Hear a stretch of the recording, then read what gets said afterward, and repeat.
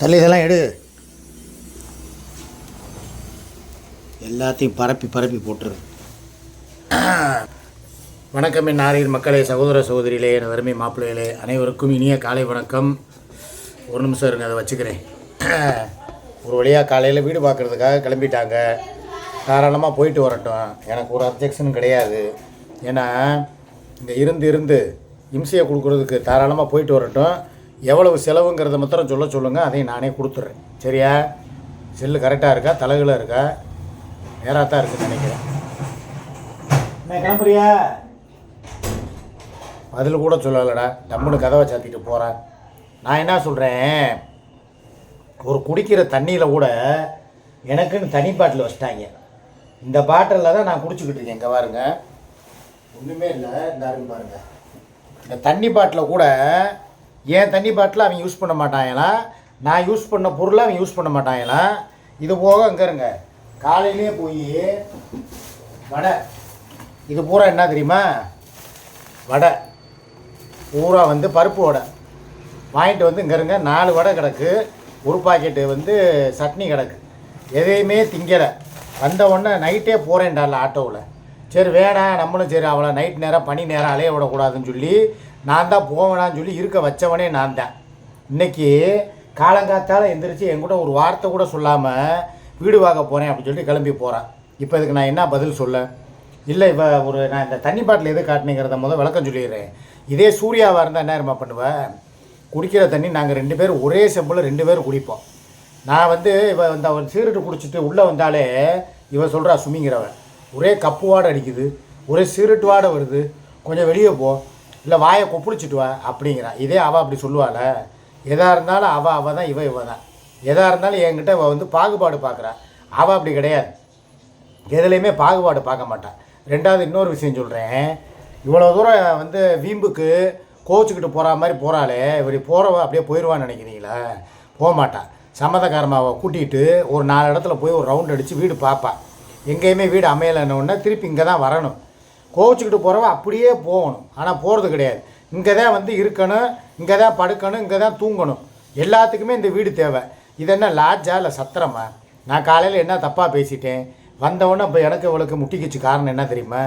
எதுக்காக அவகிட்ட உட்காந்துக்கிட்டு என்னைய கேவலமாகவும் ஏளனமாகவும் ஏதோ நான் தான் ஏதோ கத்துற மாதிரியும் கமெண்ட் போடுறவங்கள பூரா கழுவி ஊற்றுற மாதிரியும் அவள் அந்த வேலையவே பார்க்குறது இல்லையா? அவள் எத்தனை தடவை கமெண்ட் போடுறவங்கள பூரா கெட்ட வார்த்தையில் திட்டுறா. கமெண்ட் போடுற பொம்பளை பிள்ளைகளை எனக்கு சப்போர்ட் பண்ணிக்கிட்டு அவங்கள பூரா இப்போ கீர்த்தி நரேஷ் இன்னும் ஒரு 4-5 பேர் சொன்னான்.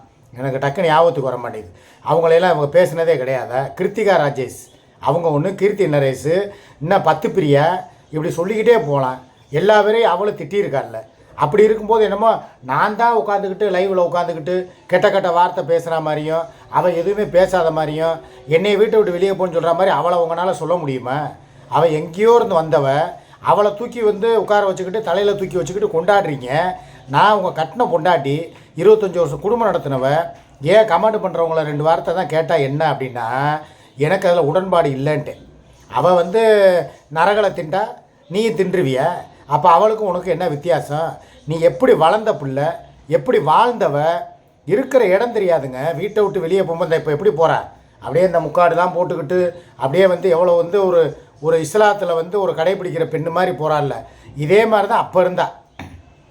20 வருஷத்துக்கு முன்னால் கல்யாணம் பண்ணதுலேருந்து நான் வீட்டை விட்டு வெளியே போட மாட்டேன்.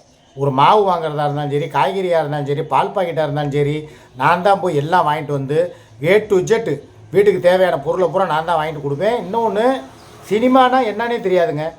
ஒரு படத்துக்கு போக மாட்டான், வீட்டை விட்டு வெளியே போக மாட்டான். நான் டிவியில் சீரியல் கூட பார்க்க சொல்லுவேன். வேணவே வேணாம் அப்படின்னு சொல்லிட்டு வீட்டை விட்டு வெளியே போகாமல் வளர்ந்தவ இன்றைக்கி பார்த்தா அங்கே போகிறா, அங்கே வர்றா. என்கிட்ட கேள்வியே கிடையாது. திடீர்னு பார்த்தா பாண்டிச்சேரிக்கு போகிறா, திடீர்னு வர்றா. திடீர்னு பார்த்தா அங்கிட்டு மேலூர் பக்கம் போகிறா, திடீர்னு வர்றா. திடீர்னு பார்த்தா ஆத்தாங்கிறப்ப அடுத்த பிரச்சனை என்ன தெரியுமா வரப்போகுது? இப்போவே உங்கள்கிட்ட சொல்லிடுறேன் எல்லாருக்கிட்டையுமே. நாளை கழித்து நாங்கள் கோயம்புத்தூர் போகணும். திங்கக்கிழமை நாளைக்கு ஒரு நாள் தான் இருக்குது. கண்டிப்பாக போயே ஆகணும்.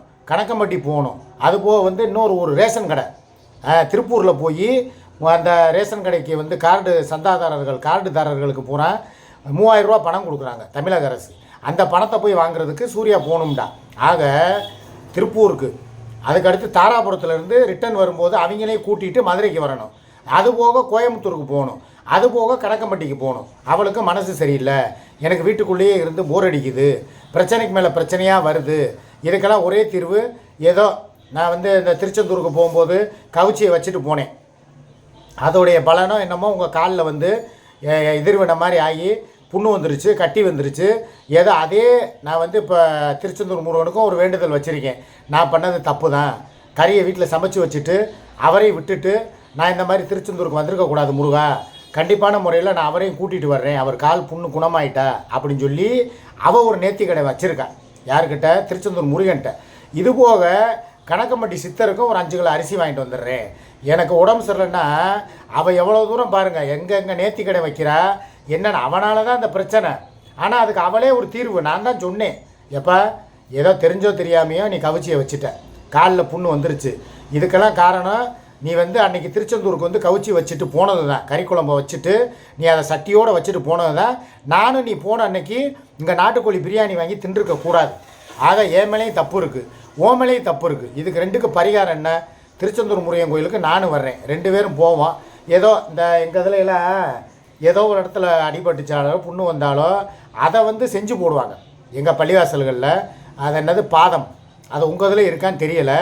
ஏதோ ஒரு இடத்துல காலில் புண்ணு வந்தாலோ இல்லை காலில் அடிபட்டாலோ ஆண்டவா நல்லா இருந்துச்சுன்னா கால் பாதத்தை அதே மாதிரி செஞ்சு உண்டியலில் போட்டுறேன் அப்படின்னு சொல்லி வேண்டிக்கிடுவாங்க. இப்போ கண்ணில் ஏதோ ஒரு பிரச்சனைனா கண்மலர் வாங்கி போடுறோம் அப்படிம்பாங்க. கண்மலர்னால் என்ன அர்த்தம்னா கண்ணு மாதிரியே செஞ்சு அதை உண்டியலில் போடுவாங்க. இது எங்கள் இதில் இருக்குது, உங்கள் இதில் இருக்குதுன்னு நினைக்கிறேன். அதனால் எனக்கு காலில் வந்தது காலோடு போயிட்டா, எப்படி தலைக்கு வந்தது தலப்பாவோடு போனாங்கிற மாதிரி காலில் வந்தது கால் நெகத்தோடு போயிட்டா ஒரு பிரச்சனை இல்லைங்க. நான் முருகா நான் ஒரு நேர்த்திக்கிறேன், என் காலோடைய பாதத்தையோ இல்லை ஏதோ ஒன்று ஒரு செஞ்சு அந்த தகடை எடுத்து போடுவாங்க வெள்ளியில், அதை மாதிரி கூட செஞ்சு போட்டுருவோன்னு சொல்லி ஒரு வேண்டுதல் இருக்குது. ஆக அது ஒரு வேண்டுதல். அதுக்கப்புறம் கணக்கம்பட்டிக்கு ஒரு 5 கிலோ அரிசி வேண்டுதல். அதுக்கப்புறம் தாராபுரம் போகணும், தாராபுரம் போய் பிள்ளைகளை கூப்பிடணும், திருப்பூர் ரேஷன் கடைக்கு போகணும், கோயம்புத்தூர். ஆக 5 இடம், ஒன்று ஒவ்வொரு பக்கம் இருக்குது. கோயம்புத்தூர் ஒரு பக்கம் இருக்குது, தாராபுரம் ஒரு பக்கம், திருச்செந்தூர் ஒரு பக்கம், கணக்கம்பட்டி ஒரு பக்கம், எல்லாமே 4 பக்கம். இதுக்கெல்லாம் நான் போகணும்னா இந்த பப்புவை பார்த்துக்கிறதுக்கு ஒரு ஆள் வேணுமா இல்லையா?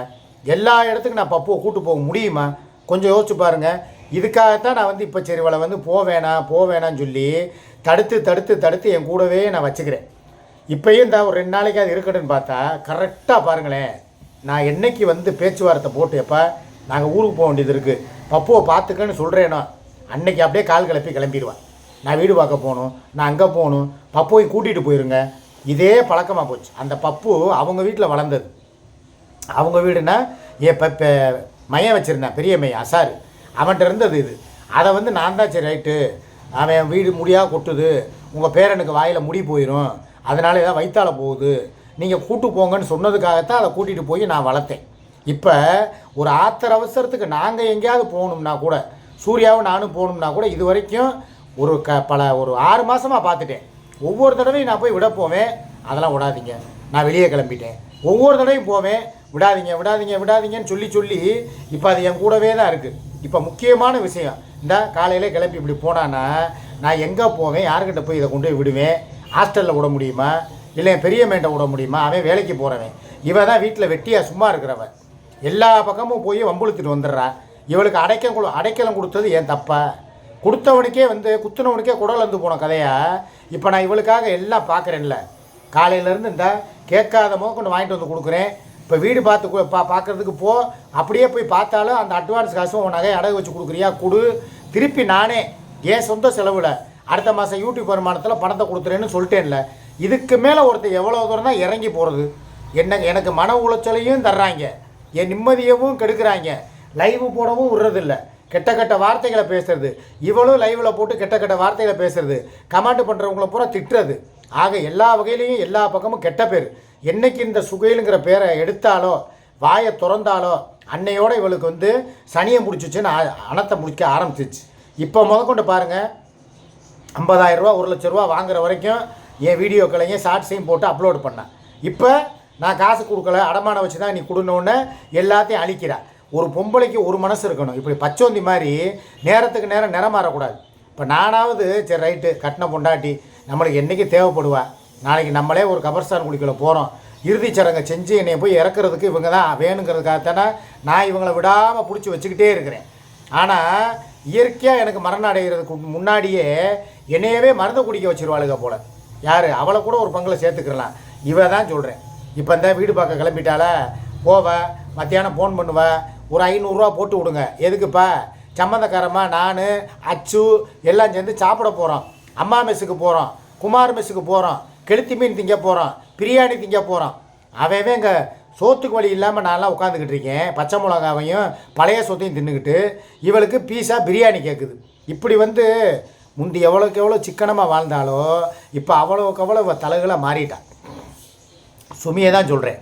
முந்தியெல்லாம் வந்து நானே வந்து எப்பா இந்த ஏதாவது போய் பிரியாணி சாப்பிட்டுக்கோங்க, எப்பா உனக்கு எதாவது நல்லது போல வாங்கிட்டு வரோன்னா வேணாங்க, வீட்டில் இருக்கிறத சமைச்சு சாப்பிட்டுக்குருவோங்க, காசு என்ன தெருவிலையாக கிடக்கு அப்படி கேட்டவ இன்றைக்கி பார்த்தா இதை வாங்கி கொடு அதை வாங்கி கொடு. கேட்டால் என்ன இருமா சொல்கிறா? ஏப்பா என்கிட்ட காசு இல்லைண்ணா, கூத்தியாவுக்கு கொடுக்குறதுக்கு மாத்திரம் உங்கள்கிட்ட காசு இருக்கா? அப்போ மாத்திரம் அவளுக்கு ரகரகமாக விதவிதமாக வாங்கி அழகு பார்க்கும்போது நகநட்டாக வாங்கி பூட்டும்போது காசு இல்லைன்னா முந்தா நாள் கூட கையில் 2000 ரூபா தான் இருக்குன்ட்ட. இப்போ எப்படி அவள் காலில் கொலுசு வந்துச்சு கேட்குறாள்ல, அவளும் சும்மா இருக்க மாட்டேங்கிறா. ஏன் கொலுசு தான் அடுத்த மாதம் யூடியூப் வருமானம் வந்தோன்னே வாங்கலாம்ல. இப்போ தான் நகைக்கடைக்காரருக்கு கொஞ்சம் கொஞ்சமாக கடனெல்லாம் அடைச்சிக்கிட்டு வர்றோம். அதுக்குள்ளே போய் அந்த காலில் போட்டிருக்க கொலுசை போய் கடனுக்கு வாங்கலாமா? பழசை போட்டுட்டு எக்ஸ்சேஞ்சு போட்டு தான் வாங்கினா. இருந்தாலும் அதுக்கு ஒரு 7000 ரூபா 8000 ரூபா கடை. இன்றைக்கி வெள்ளி விற்கிற விலையில் கொலுசு தேவையா? அப்போ அவளும் தற்பெருமைக்காரி பகுமானம் பண்ணத்தான் செய்கிறான். அப்போ இவளுக்கு கோவம் வருமா வராதா? எங்களுக்கு கொடுக்குறதுக்கு மாத்திரம் கூட காசு இல்லைங்கிறீங்க, அவளுக்கு கூத்தியாளுக்கு கூட்டு போய் வெள்ளியில் நகை வெள்ளியில் கொலுசு இன்னும் என்னென்ன கேட்குறால வாங்கி கொடுங்க, நீங்கள் செய்கிறது நியாயமான்னு சொல்லி என்னவே திருப்பி கேட்குறேன். அவள் பண்ணுறது அநியாயம்தான், எனக்கே தெரியுது. நான் உண்மையிலே சொல்கிறேன், நான் கூட தான் போனேன். இந்த பழைய கொலுசை கொடுத்துட்டு எக்ஸ்ட்ராவே போடாமல் அப்படியே வாங்கிட்டு வரேன்ட்டு தான் என்னை கூட்டு போனேன். ஆனால் போன இடத்துல இதை பாருங்கள், அது 19 கிராம் இருக்குது, இது எவ்வளவு 30 கிராமு.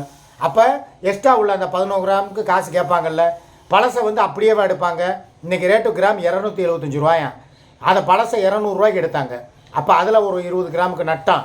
திருப்பி இதில் வாங்கினது 30 கிராமுக்கு ஒன்று சேதாரம் செய்கூலி எல்லாம் கூட்டினா 8000 ரூபா 10000 ரூபா காலியாக போச்சா? இது தேவையா? 2 பேருமே அடங்குற மாதிரி தெரியல. அவளும் இவளை வீம்புக்கு வெறுப்பேற்றுறதுக்காகவே ஒன்று ஒன்றா வாங்குறா. உட்காந்துக்கிட்டு எனக்கு அவளுக்கு அதை செய்கிற இதை செய்கிற, எனக்கு வீட்டுக்கு ஒரு அட்வான்ஸை கொடுக்க மாட்டேங்கிற, நீ எல்லாம் ஒரு ஆம்பளையா, எதுக்கு அவளுக்கு பயந்து சாவுற, அதுக்கு நீ புடவையை கட்டிக்கிட்டு போட பொட்டை பயலைங்கிற ஆக கேட்கக்கூடாத கேள்வி, வாங்கக்கூடாத வையி, திட்டக்கூடாத திட்டு, எல்லாம் திட்டுறாளுங்க. இவளும் திட்டுறா அவளும் திட்டுறா. ஏதோ தலையெழுத்துன்னு சொல்லி போய்கிட்டு இருக்கேன். போகிற வரைக்கும் போகட்டும், வண்டி ஓடுற வரைக்கும் ஓடட்டும். ஆனால் ஒன்று மாத்திரம் சொல்கிறேங்க, என் நிலமை உலகத்தில் வேறு எவனுக்குமே வரக்கூடாது. எல்லாருக்கும் வரும். அவன் வந்து எதை எங்கே வைக்கணுமோ அங்கே வைப்பான். நான் வந்து எதை வைக்கக்கூடாதோ தூக்கி நடு வீட்டில் வச்சேன். இன்றைக்கி அதுவே எனக்கு வினையாக போச்சு. இதை போய் இந்த எங்கிட்ட சுற்றிட்டு வந்துச்சு. இதை கூப்பிட்டு எங்கள் அம்மா வீட்டில் வச்சேன். இது என்னையை போட்டு படுத்துது. ஆக 2 பக்கமும் மாட்டிக்கிட்டு முழிச்சுக்கிட்டு இருக்கேன். என்ன செய்கிறேன்னு தெரியாமல். போகட்டும், எது வரைக்கும் போகுதோ போகட்டும். ஆனால் உண்மையிலே சொல்கிறேன், இந்த 2026 என்னை ஒரு சுற்றி ஆட்டி வச்சு தான் கூத்து பார்க்குது. எதில் போய் முடிய போகுதுன்னு தெரியல. நல்லா சுற்றில் விடுதுறா. ஜனவரி பிறந்துச்சு, இப்போ வரைக்கும் நான் அழுந்தி சாவுறேன். எதில் போய் முடியுதோ ஆண்டவனுக்கே வெளிச்சம்.